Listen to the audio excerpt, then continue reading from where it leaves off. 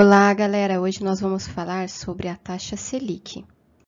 Bom, toda essa história de taxa Selic começa com uma necessidade do governo em ter dinheiro para pagar suas próprias dívidas e fazer investimentos.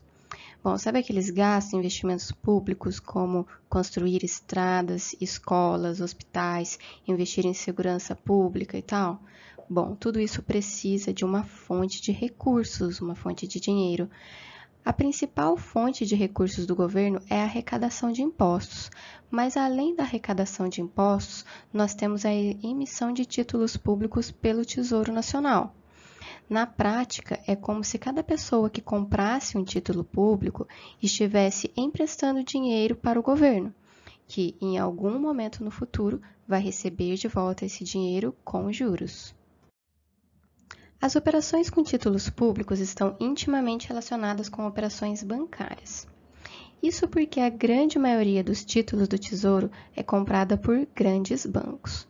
E por que isso ocorre?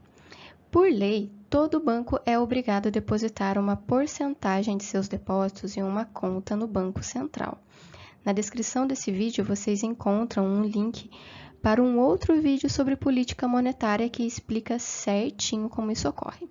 Bom, devido às milhões de operações bancárias realizadas diariamente, é comum os bancos chegarem ao final do dia com uma porcentagem maior ou menor do que deveriam ter na conta do Banco Central.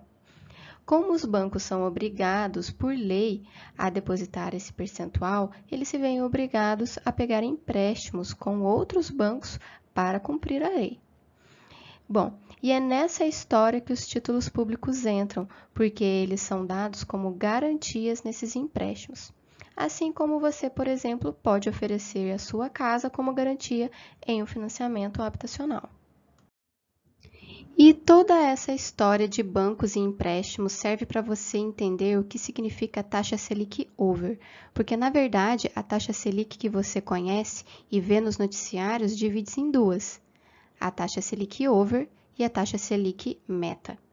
A taxa Selic Over é a taxa de juros praticada quando um banco empresta dinheiro para outro usando como garantia os títulos públicos comprados no Banco Central, conforme a gente acabou de ver. E a taxa Selic Meta é aquela utilizada nos noticiários, que representa a taxa básica da economia no Brasil, pois serve como parâmetro para todas as outras praticadas no mercado.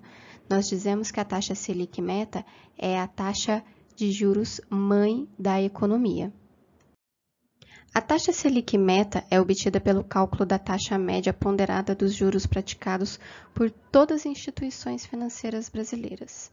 E, como dissemos, é a taxa básica de juros da economia no Brasil. O responsável pela definição dessa taxa de juros é o próprio governo federal, que estipula a Selic principalmente com o objetivo de controlar o consumo e a inflação do país. Na descrição desse vídeo você encontra um link para um outro vídeo que descreve certinho como a taxa de juros pode controlar a inflação. Então, a taxa Selic é um parâmetro para as demais taxas de juros praticadas no mercado de crédito, ou seja, se as taxas de juros praticadas pelos bancos estão elevadas, isso quer dizer que provavelmente a taxa de juros Selic, definida pelo governo federal, também está alta. A taxa Selic também é utilizada no controle da inflação e é um indexador em investimentos de renda fixa, que é algo que veremos em uma próxima aula. E é isso aí, gente. Por hoje é só. Grande abraço e ótimos estudos para todos.